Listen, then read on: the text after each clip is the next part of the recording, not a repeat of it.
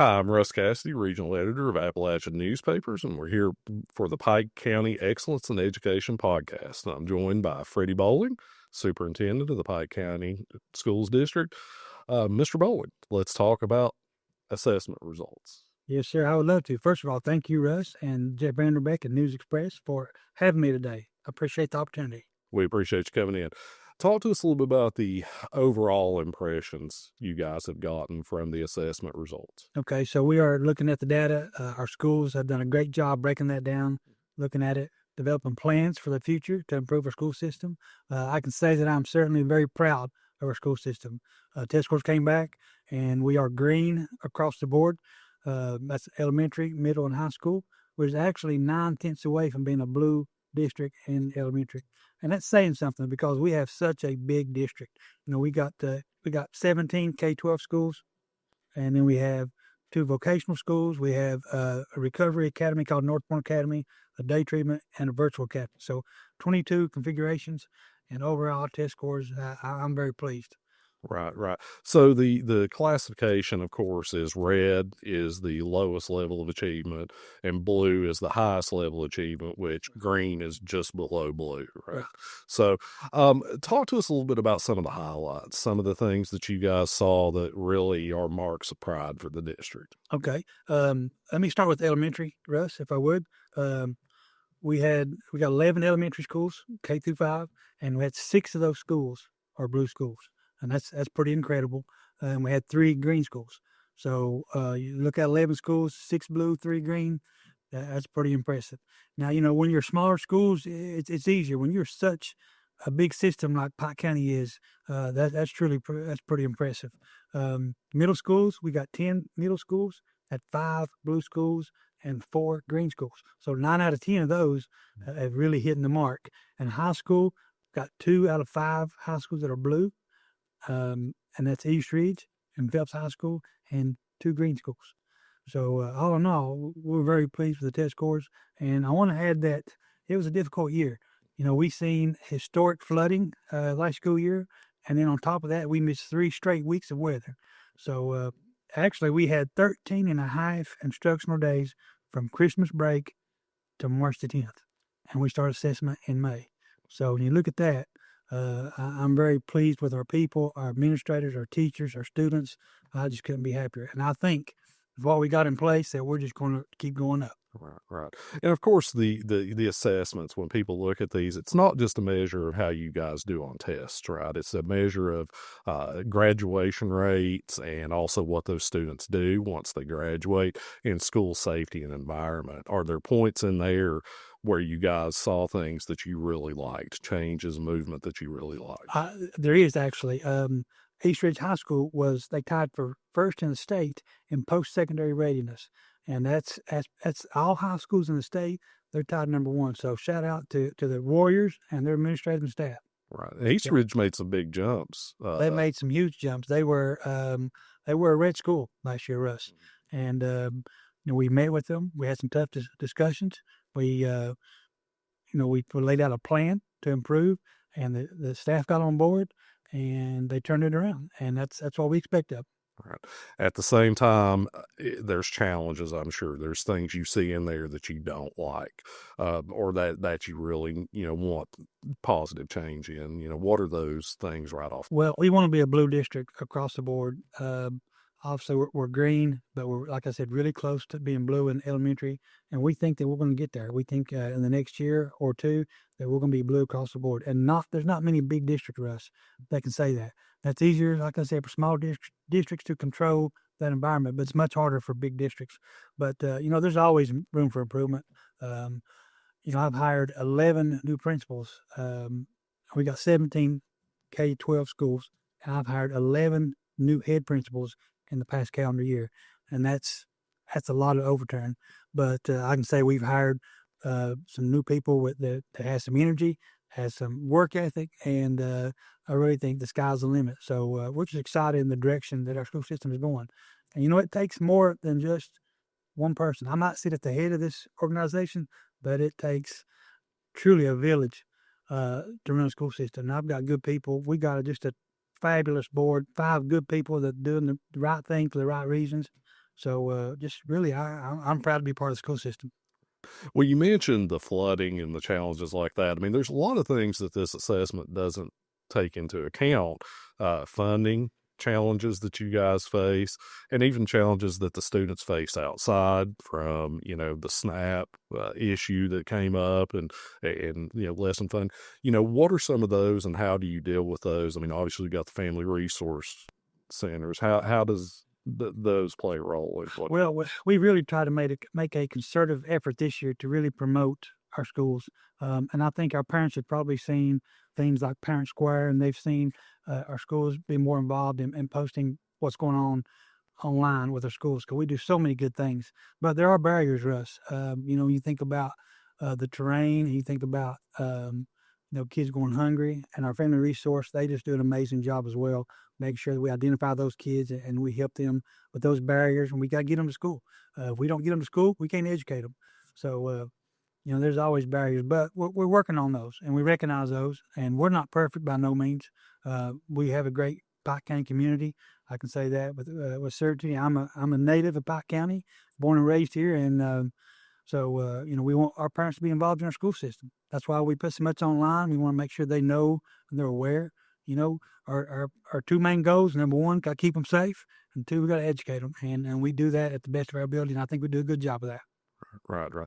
Obviously, the assessment isn't an entire picture of what's going on at the school. It gives you all an indicator. What are some of the limitations of the way the assessment works as parents are looking at these school report cards? What do they need to be aware of? Well, in some of the smaller schools, you got to have a certain number of kids to meet criteria to present a test score, and that's been difficult in some of the smaller schools. But during that window of assessment, I want parents to know it's important to the child, to the staff, to our district. So we really concentrate on having a good attendance during that window, and really just keeping our parents involved. We want them to be part of the kids' education. Together, we can succeed. And for the most part, we do a good job of that, I think. Right, right. Again, going back to one of the things that's measured in this, it's the career and technical, the college readiness, and you guys are taking some big steps right now in beefing up the career and technical readiness. So talk to me a little bit about that and what's going on in Pike. Okay, so we have got some money through some grants with all of our high schools and our CTE programs. And Miss Johnson, Patty Johnson, oversees CTE, and we've really grown as far as now that they have entrepreneurship in each high school, and they're doing things like shirts and things like that, and making those kids responsible and active participants in that. As far as college and career readiness, 92% of our kids in high school, of our seniors, are deemed college and career ready, and that's an impressive number, 92%, Russ. That's probably a leader in the state. And looking at test data, 100% of our high schools improved in math. And that's always been a weak point. Math and science is difficult in high school, and the assessment's hard, but our teachers are doing a great job with that. So I'm proud to say that. A couple schools I want to mention. Elementary school, Phelps Elementary, 23rd in the state. And there's a lot of elementary schools in the state. 23rd in the state. Valley Elementary, 46, and that's overall. High school or middle school, Valley Middle School, 14th in the state. Feds Creek, 20th. Millard, 27th. Elkhorn, 44. And Johns Creek, 51. So we got 5 middle schools in the top 50 in the state. High schools, Eastridge is 24th in the state. And that's from being in the bottom 7 or 8% last year. So they really made a big jump. And Phelps High School is 41 in the state. So just really good things are going on. We want to build upon that success, and our leaders, our administrators, are working hard, as well as our teachers. So we're going in the right direction, I think. Really. Well, that's what I was going to ask you about. I mean, do you feel that the direction you're on right now, like this isn't where you're staying, right? Oh no. Well, we're competitive, and we want our kids to grow. And if you're sitting still in education, you're getting left behind. So we're going to push our staff, but we're going to give them every support, and I think they know that. Right. So sometimes people bring up, especially in education, the differences between Lexington, Louisville, the Golden Triangle, and then areas like Pike County. How do you guys work to make sure that the education that children receive in, let's say, Phelps or in Eastridge is on par with what's said to be happening? Right. Well, I do think we are ahead of the curve. Rather than being behind the curve, people come to Pike County and they see what's going on in their schools and they say, "Wow, you guys, our district's not doing that. We're not even close to that." So I think that we've been innovative with our teachers. We provided good professional development, and you don't have to create every idea, but you can also borrow ideas and go from there. But we got a great instructional team at the board. Mary Beth Stilner leads that, and it's been tremendous. Our team, we're in schools, we're doing walkthroughs. I'm in classrooms as well, Russ.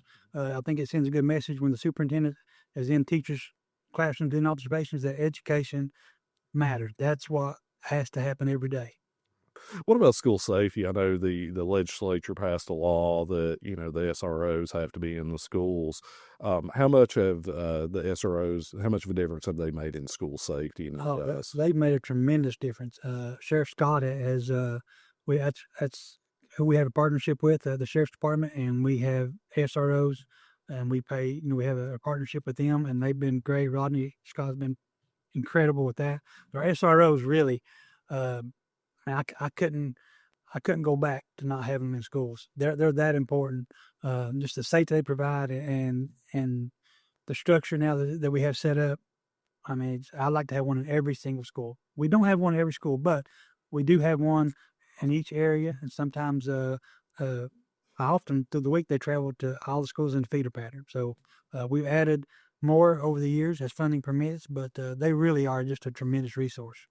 Right. And a lot of people don't understand, and I'm sure you could expound on this a little bit, that the SROs aren't just law enforcement, that they're also playing a preventative role in school safety. That is right. They're not there just to catch somebody. They're there for other things.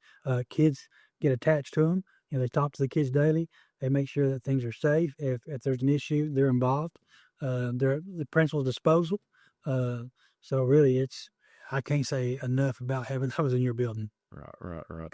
So you guys have these good jumps, these good movements, and all that. How do you keep the momentum going and not say, "Okay, we're good enough"? Determination, will, just constantly trying to get better. You got to be relentless. That was one of the words we talked about with principals.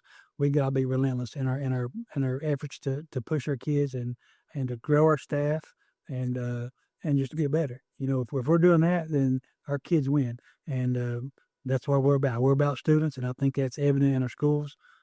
So. Right. So as parents, because parents will be able to go into the school report cards and the other data and draw this data out and see it, what message would you want to send to them and the public as they're looking at this? What do you want them to understand about what's going on? Test scores are important, but that doesn't define the kid. Every kid comes into school at different levels, and we just want to grow them from where we get them every year, grow them. Kids are not a test score. That's not it. But we want to teach the content so that when they take the test, they'll be ready. Our job is to make them successful and set them up for what happens after high school. Right. Well, Mr. Bowling, is there anything else that you want to put out there about your assessment results? I mean, celebratory, whatever. It's hard work, but it's very rewarding, Russ. Again, I'll shout out to my principals, my admins. They work so hard. That's one of the toughest jobs in the business. And we got a great team, and I'm just proud of Pike County. Right. Mr. Bowling, we thank you for joining us today and taking your time out of your day. I'm Russ Cassady, Regional Editor of Appalachian Newspapers, and I'm joined here by Freddie Bowling, Superintendent of the Pike County Schools, and we appreciate your time.